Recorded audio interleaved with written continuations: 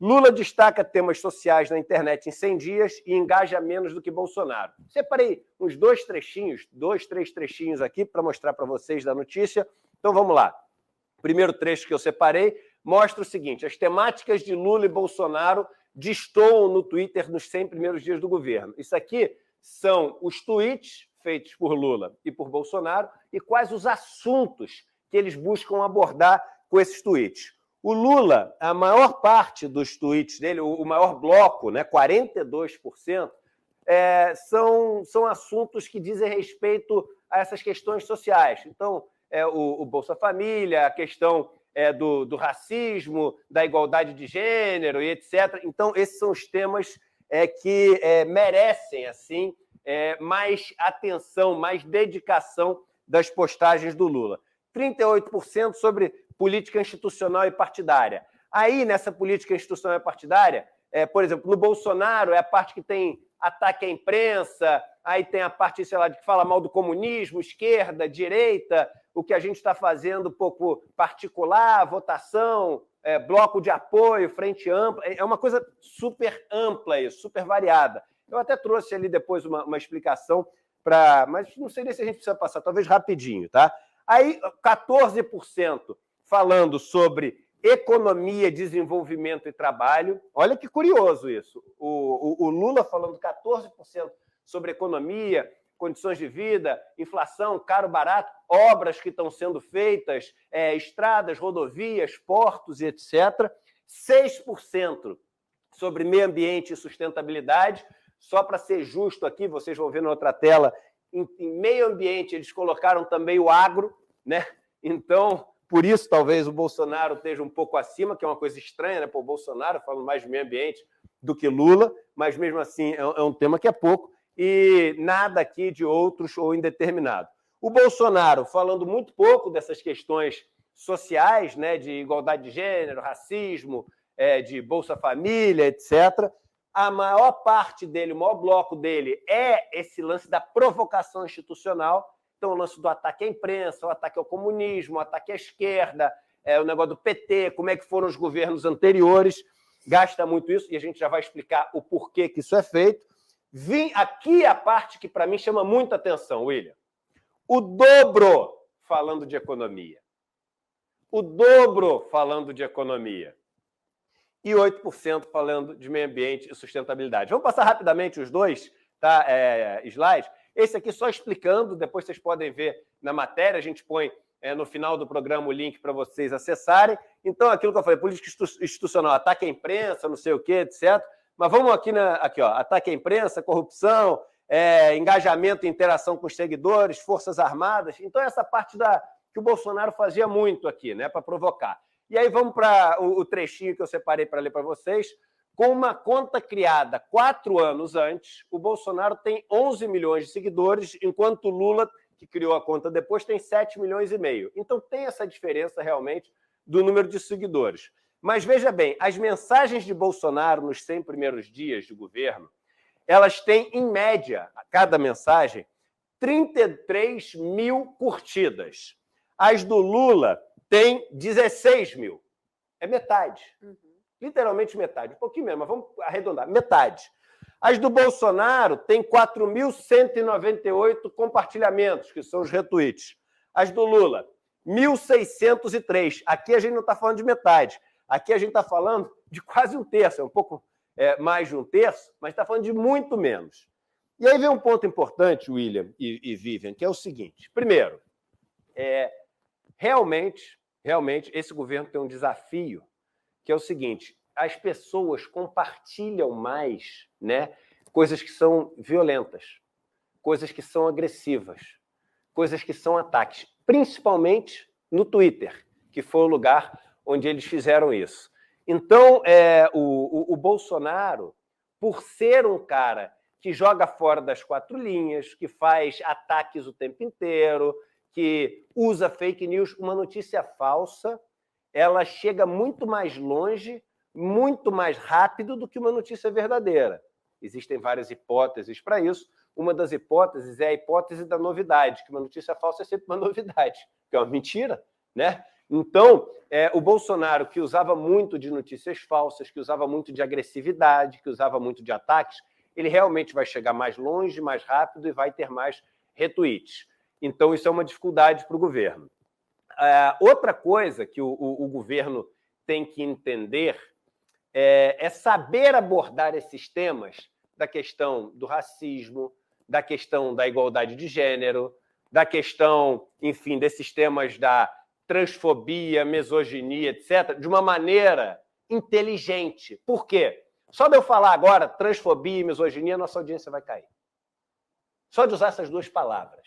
A gente acompanha a audiência aqui na crava. Se a gente fala sobre a questão indígena, a audiência cai. Se a gente fala sobre transfobia, a audiência cai. Se a gente fala sobre racismo, a audiência cai. Mas a gente fala sobre esses assuntos todos no ICL. Mas o que a gente faz? A gente, de certa maneira, hackeia esse comportamento das pessoas, trazendo temas aqui no ICL. Estou falando uma coisa para vocês que nunca vocês vão ouvir nenhuma outra emissora ou canal de YouTube, etc. Eu estou falando para vocês como a gente faz. Eu estou falando para vocês o segredo da receita. A gente pega e traz assuntos que são importantes, mas que dão audiência, que são importantes, mas geram engajamento, e quando a audiência está alta, a gente vem com aquele assunto. E quando o pessoal está começando a querer sair, a gente vai com outro assunto que traz audiência. Então, a gente conquista a atenção das pessoas aqui para falar dos temas que importam e conseguir o engajamento, conseguir o efeito que a gente quer em relação à consciência crítica das pessoas no assunto do racismo, no assunto da igualdade de gênero, no assunto, enfim, dos ataques aos grupos que sofrem ataques, a questão LGBTQIA+, a nossa audiência cai de novo agora um pouco, só de falar essa palavra. Então, o governo, ele tem que tratar desses temas, é claro, mas tem que tratar desses temas de uma maneira inteligente para chegar em muitas pessoas. E não adianta muito que a gente ache, Eduardo, mas não pode ser assim, você não pode se curvar à audiência. Tudo bem, e eu respeito essa história. Mas aí, no regime democrático, onde você tem que conquistar a maioria dos corações e mentes para poder se sagrar vitorioso e poder implementar as políticas que você acredita, para todos esses grupos que você defende, para um país mais justo, você não consegue a maioria dos corações e mentes, porque você não fala com a maioria dos corações e mentes. Bolsonaro fala muito de economia. E o Janones falou isso aqui. Se você for pegar a população pobre do Brasil, o cara, antes de querer saber sobre igualdade de gênero, sobre questão racial e etc., que afeta essas pessoas totalmente, são questões que afetam as pessoas mais pobres, mas o que elas entendem ali no momento dela é o seguinte: meu irmão, vem cá, eu estou passando fome. Meu irmão, meu filho, ele está sem aula. Eu estou na pandemia, estamos todo mundo preso dentro de casa aqui e não tem internet. A despensa não tem nada. Então, essa questão econômica é uma questão que o Bolsonaro sabia aproveitar bem e com mentiras sempre. Se olhava as propagandas do Bolsonaro, e às vezes eu recebia de amigos meus, querendo mostrar que o Bolsonaro estava fazendo coisa, era assim, vídeo de obra sendo feita, porto sendo feito, estrada sendo construída, recapeada, cidades do interior sendo transformadas. Uma grande mentira. Uma invenção publicitária, mas que chegava nas pessoas, porque essa questão econômica, no final das... O que o assessor do Clinton falava para ele? It's the economy, stupid. Né? É a economia, idiota. É isso que dá voto. Se a economia vai bem, você elege uma pessoa. Se a economia vai mal, você não elege. Então, esse governo tem que saber falar mais dessa parte econômica e de uma maneira popular. Não adianta querer estar bem com a Faria Lima, não adianta sair na capa da Veja, da Isto É, não adianta os mercados estarem te recebendo bem, se o cara que é o povo, entendeu? Se é o representante ali do cara que vive o dia a dia, que carrega o país nas costas, ele não está ouvindo sobre a coisa. Esse cara não lê Veja, esse cara não lê Isto É. Então, por exemplo, o governo tem uma super bomba para soltar a favor dele agora, que é o Desenrola. nos próximos meses a questão, e isso pega todo mundo. Pô, vamos fazer uma boa comunicação sobre o Desenrola. Vamos fazer chegar para todo mundo, entendeu? Mas vamos fazer bem feito, com mega planejamento. Vamos fazer um investimento para isso chegar em todo mundo, até porque isso faz diferença no bolso de um monte de gente que está perdendo dinheiro para os bancos. Então, é muito sintomático isso, porque mostra o seguinte, poxa, o governo quer falar desses temas. Questão indígena, meio ambiente, racismo, igualdade de gênero, LGBTQIA+, quer falar sobre isso. E tem que falar sobre isso, mas tem que ter estratégia para falar sobre isso. Senão, é isso aí, não vai ter metade da audiência, não vai ter um terço da audiência. Tem que entender, o Janones falou uma coisa muito interessante, não é falar, primeiro, não é achar que o que você pensa é o que todo mundo pensa, não é se colocar como referência, é saber baixar a bola, ser um pouco mais humilde e tentar entender o que as pessoas querem ouvir. Segundo, é falar o que as pessoas querem falar também, e não só o que você acha que elas querem ouvir, né? E, pô, se você for pegar o povão, o tema que eles ficam discutindo no dia a dia não são esses temas. Não são esses temas. Então, o tema que eles ficam discutindo no dia a dia é assim, mas só tem político ladrão. Pô, esse STF, esses juízes ganham uma fortuna, até auxílio para tudo, as teorias da conspiração.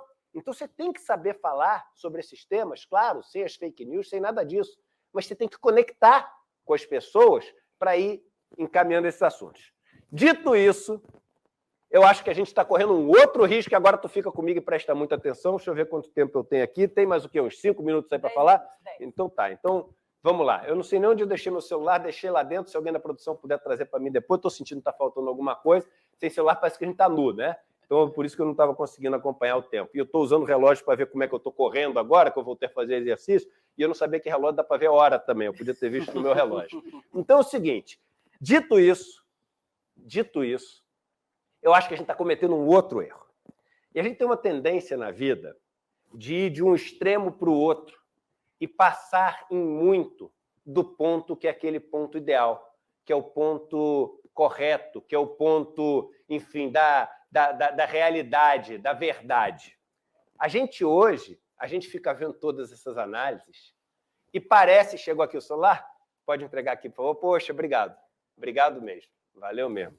Esqueci mesmo geral lá. Vamos lá. A gente fica olhando essas análises, essas pesquisas que a Folha fez, que a Quest fez, que o Pedro faz, não sei o quê, e a gente cai num lugar que nada poderia ser mais distante da realidade que a vida agora, as notícias, as discussões, é o que acontece na internet, nas redes sociais. E não é verdade. Não é verdade. O maior influenciador de opinião hoje ainda é a TV aberta. O maior influenciador até hoje é a TV aberta. Olha isso, gente. Hoje em dia, TV linear ainda é responsável por 79% do tempo de consumo de vídeo dentro de casa. Gente, só para vocês terem ideia, olha esse dado que eu vou dar para vocês. Fica comigo, pessoal que está do governo também. Não, eu sei, é óbvio. Não é óbvio. Para e vamos, que a gente fica no Twitter, o não sei o quê, o que retweetou, quantas pessoas, Facebook, quantos seguidores. Fica comigo, até para mostrar que o problema é muito maior. Sabe quanto é um ponto de Ibope? Um ponto de Ibope, de audiência, que eles falam, quantos pontos teve o programa? Um ponto de Ibope, são mais ou menos, mais um pouco. 700 mil pessoas assistindo simultaneamente um programa. Aqueles noticiários, não estou falando de Jornal Nacional, não, Band, SBT, etc., eles têm 3, 4 pontos de Ibope. 3, 4 pontos, 3 vezes 7, 21. A gente está falando de 2 milhões e 100, 2 milhões e 800, em média 2 milhões e meio de pessoas assistindo simultaneamente. Meu irmão, o noticiário da Rede TV, sabia que a Rede TV existe ainda? O noticiário da Rede TV, ele bate quase 1% dos TV, que é um ponto de Ibope, né? A gente está falando que o noticiário da Rede TV tem quase 700 mil pessoas assistindo simultaneamente. Só para vocês terem noção, de manhã, a gente fica brigando aqui, segundo lugar, primeiro lugar, a gente fica em primeiro lugar quando a Jovem Pan muda ali o programa, a Jovem Pan ainda é o programa com maior audiência, a Jovem Pan tem 35 mil pessoas assistindo simultaneamente. E essa bomba Jovem Pan, 35 mil. Veja que a Rede TV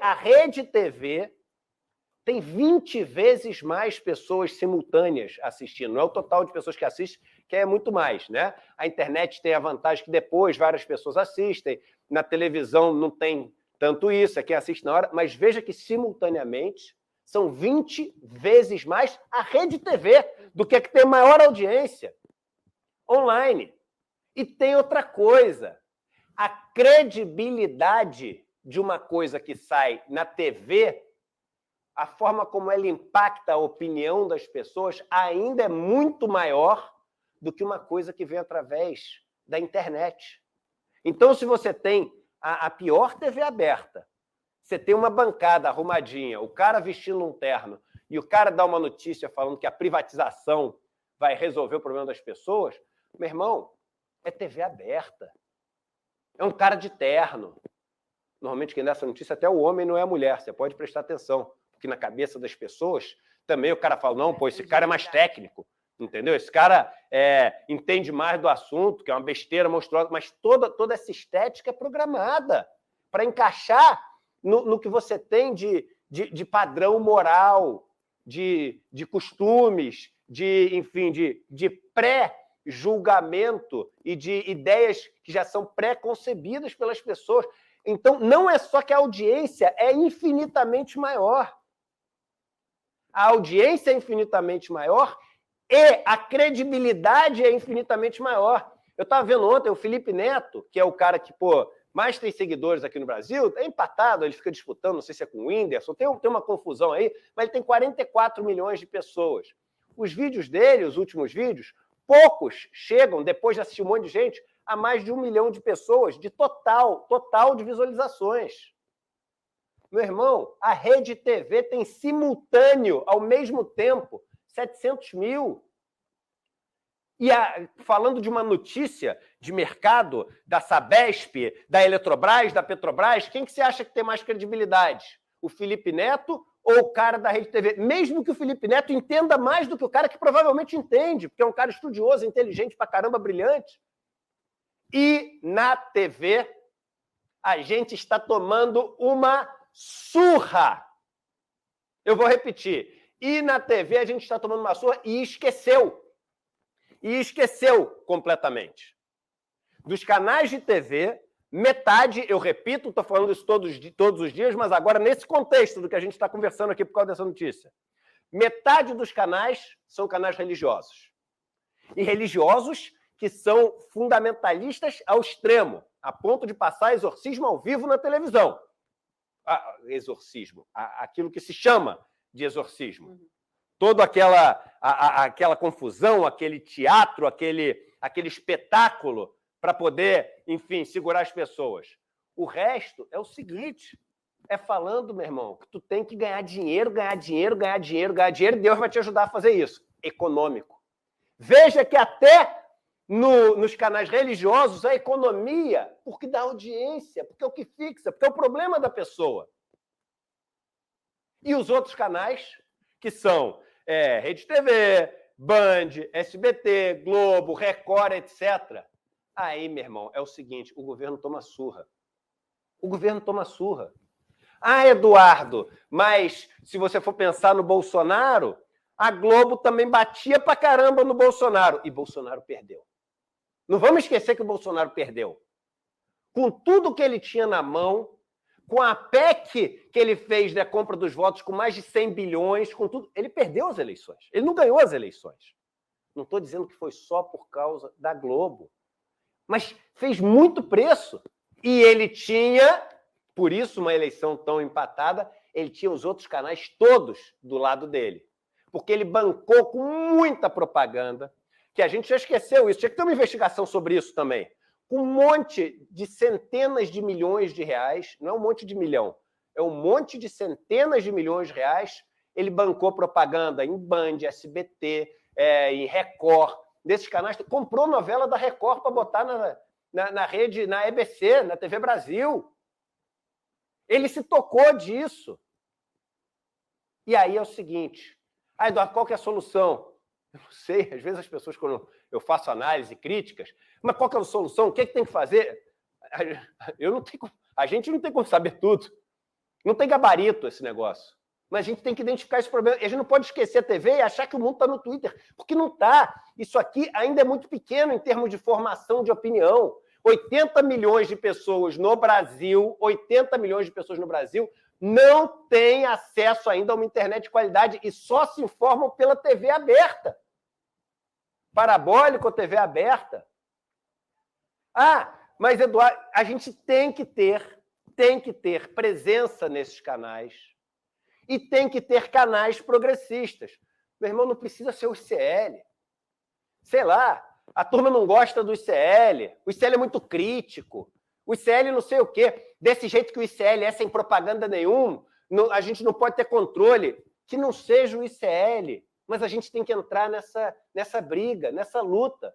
Porque eu te garanto, tu pode arrebentar no Facebook, no Twitter, no TikTok, no Instagram, na pendenga toda. Agora, se continuar com uma TV aberta, com metade dos canais evangelizando as pessoas de uma maneira absolutamente fundamentalista e radical, e canais que são ligados, assim, de uma maneira muito perigosa à extrema-direita, e a outra metade defendendo em uníssono, de uma maneira, enfim, absolutamente coordenada, as privatizações, defendendo, enfim, as políticas neoliberais, etc., é surra. A gente nunca vai conseguir fazer nada diferente. A pesquisa do Datafolha de ontem, que disse que a população que quer privatização subiu muito, aquilo não é pesquisa. Aquilo não é pesquisa de opinião. Aquilo ali é acompanhamento do efeito da propaganda.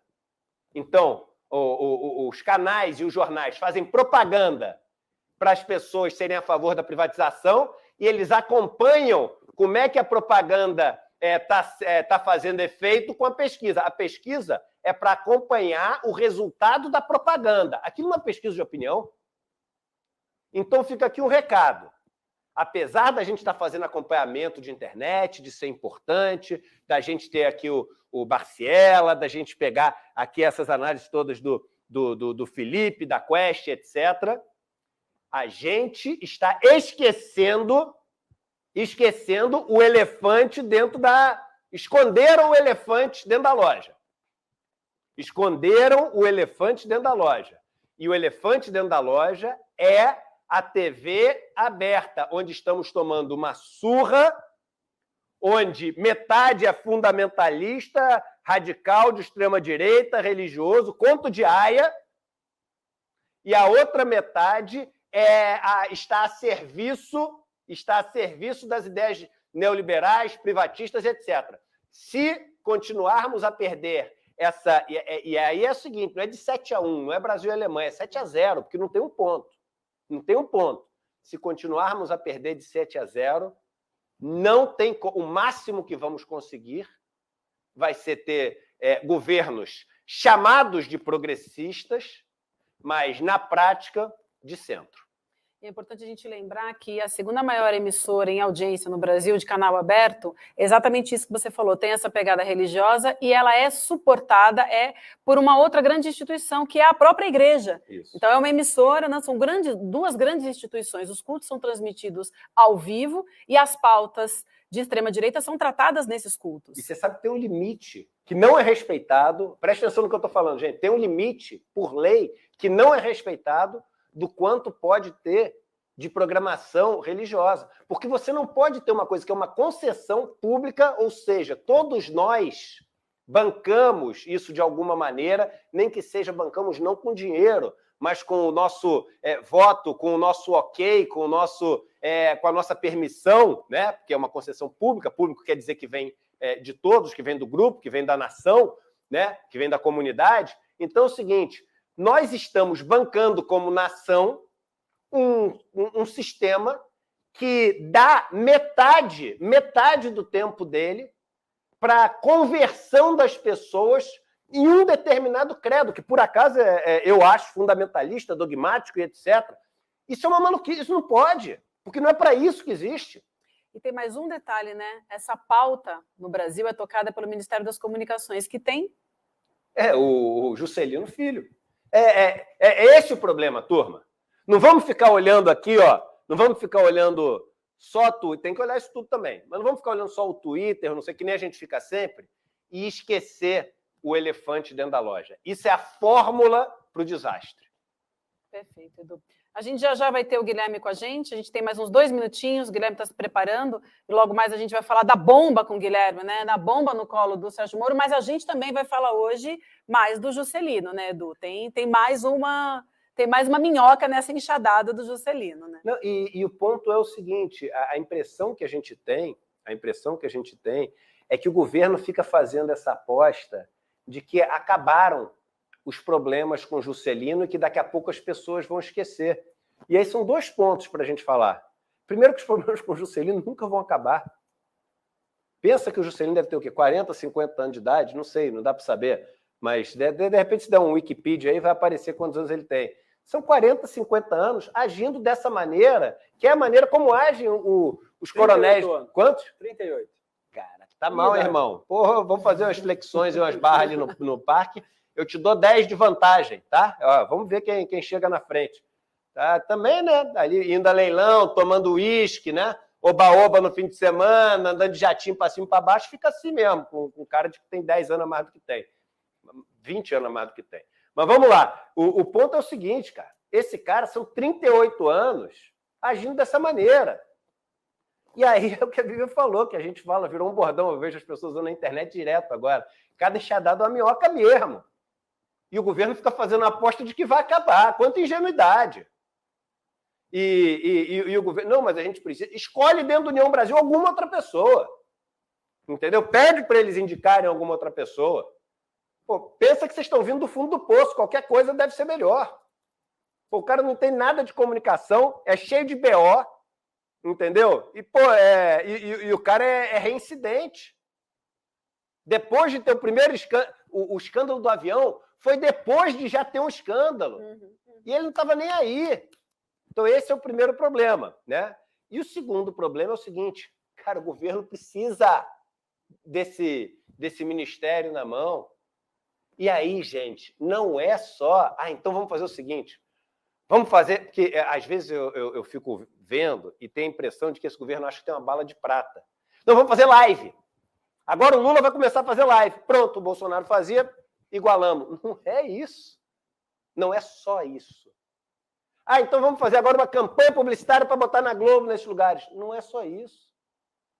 A gente tinha que ter, primeiro, a gente tinha que ter, poxa, limites, já que a gente falou aqui na questão começando pelo Twitter, que tem os negócios que o Bolsonaro fazia, ele sabe que aquilo vai muito mais longe, ele sabe que é agressão e que fake news. Então é o seguinte, tem que ter uma legislação séria para punir as notícias falsas, mas punir de verdade. Sim. Punir de verdade. Segundo, a gente tinha que ter na televisão canais que têm uma visão diferente de mundo. E que esses canais que têm uma visão diferente de mundo também têm que ser punidos se falar uma mentira. Se a gente aqui falar uma fake news, etc., a gente tem que ser punido no ICL. Entendeu? Vale para todo mundo. Mas tem que ter canais que têm uma outra visão. Senão sempre o economista da BTG, o economista do Itaú, o economista do Asset, não sei o que, vai ser chamado para falar de economia e de privatização em todos os canais, no Jornal Globo, no Estadão, na Folha de São Paulo. E aí a Folha, para parecer que tem os dois lá, tem lá uma coluna que dá para o Boulos ou para o Gregório do Vivier, mas a capa vem essa maluquice. Entendeu? Então tem que ter outros canais. Não adianta. Então vamos fazer uma campanha publicitária, botar propaganda na Globo. Não adianta. Não adianta. Entendeu? Tem que saber fazer bem feito, porque se não conquistar as mentes e os corações, e as mentes e corações ainda são, em maior parte, conquistadas pela TV aberta, não vai conseguir ganhar essa batalha. E o que a gente chama de ganhar, que a gente está comemorando e tem que comemorar, 100 dias sem Bolsonaro, são 100 dias sem Bolsonaro, mas cheio de cuidado. Cheio de cuidado para não ousar muito. Senão o mercado vai ficar nervoso. Senão o Lira não vai gostar e aí não vai aprovar. Senão o Pacheco vai achar que está muito esquerdinha demais. É isso. Se a gente não conquistar as mentes e os corações, o que a gente chama de vitória é não ter Bolsonaro. Mas não ter Bolsonaro, meu irmão, teoricamente, é a vida, né? Porque ter Bolsonaro é ausência de vida, é a morte. E aí, dentro da vida, dentro desse ambiente minimamente democrático, aí a gente tem que lutar pelo que a gente acredita. Aí a gente tem que lutar pelo que a gente acredita. E o que a gente acredita não é fazer reverência para Lira. Não é conciliar com Roberto Campos. Porque, mas assim, aí a gente vai endireitando o barco e a gente vai ter, você vai ver esses planos, a gente vai começar a entrar no eixo e o Brasil nos próximos 10 anos, Vivian, tem muita gente que daqui a um ano não vai estar aí para contar história. Não é só porque morreu de fome, não, porque isso vai ter um monte, mas é porque morreu assassinado. É mãe que acabou com a vida porque perdeu a filha para o tráfico, perdeu para a milícia. Não dá para esperar para fazer mudanças graduais que não incomodem Lira, Esteves, Itaú. Não dá para isso. Não dá para isso. Agora, não dá para fazer a mudança radical que eu acredito e que muitas pessoas acreditam se não tiver os corações e mentes conquistados. E para fazer isso, não é no Twitter que se faz.